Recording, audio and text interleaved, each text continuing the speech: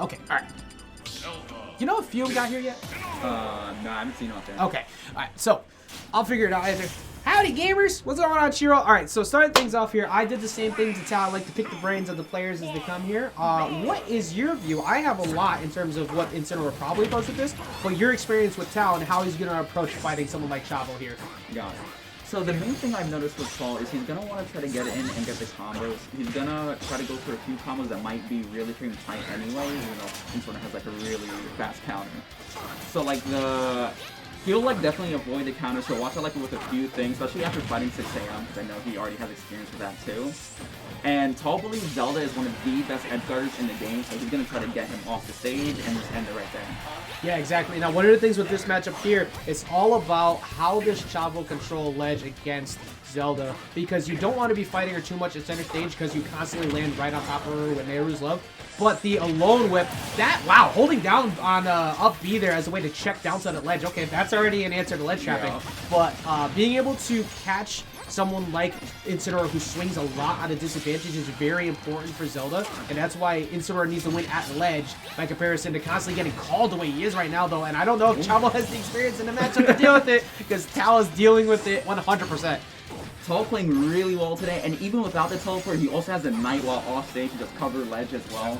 So that just works really well against Incineroar's favor. Not only that, but Zelda, with her teleport, she can also go really far, and with how slow Incineroar is, it might be hard to catch her.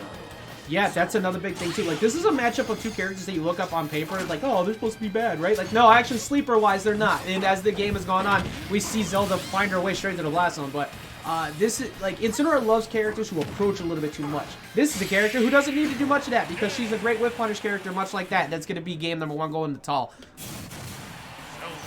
One thing I also find interesting... Hey, goddammit, Absolution.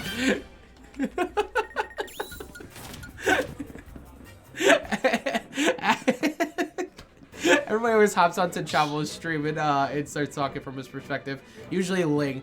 So what was in that match just now? We saw a lot of strengths from Chavo. What was it that do you think that Chavo needs to do to get around what was so successful from Tal in terms of constantly getting those strong whip punishes? I feel like he needs to be more patient in his play and then just kind of move around, so because she's also slow in her own right. And knowing Tal isn't really the type of player that will camp usually, so he will try to go in and make things happen. And so if you just play around the other person's movement, you can use your burst, which is a side B, to get something too. Jesus! Oh my god. All that was just off of constant reads that something was coming at a disadvantage. It was an aerial, red. Another aerial, red. And then the revenge, and that one was almost another big read, looking for down air into off B. Tal was looking for the clips, trying to end up on the Twitter highlight reels as Chavo trying to find something to work. The Nehru's Love beats out the lone whip. It's very, very important in this matchup to know that when those happen, and Tal's just consistently pushing him out.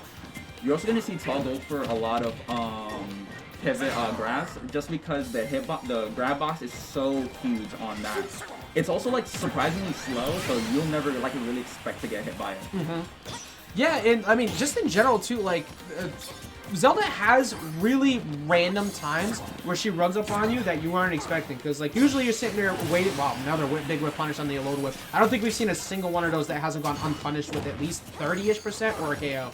But like getting conditioned into fear of Phantom is one big part of making Zelda work. But then Tal just runs up on you when you expect it to be in that spot. And that condition is so important because then she gets those free grabs, that new jab that's working a lot better for her now. Big damage that can come, no kill off the side, but I think Tal's pace control has been really good. It's still scary because Incineroar could just kill you at pretty much any moment, but I think the pace control has been really solid here from Tal.